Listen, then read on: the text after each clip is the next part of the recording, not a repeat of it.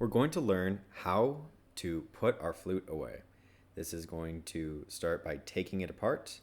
First, we're going to want to compress the keys and twist our head joint out, making sure we're not grabbing it by the keys.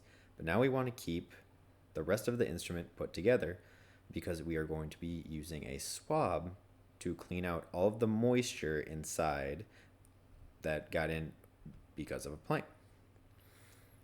The swab has a weighted end that we feed through the instrument first, making sure there's no knots, no ties, or anything in the string. And then we're going to gently pull on the string to make sure nothing gets caught in the holes or the keys, because if that happens, you want to bring it to your band director or an instrument repair technician, because it can be very bad if you just try and yank it out. As you can see, I'm gently pulling it through. I like to swab my instruments about 2 to 3 times on average to make sure everything's out.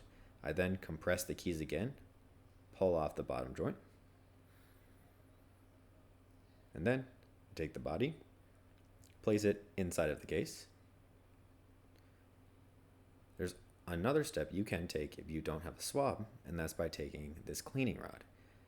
What you'll want to do is get a soft piece of fabric, a bandana, part of an old white t-shirt, or a piece of clean cloth that isn't going to scratch the instrument.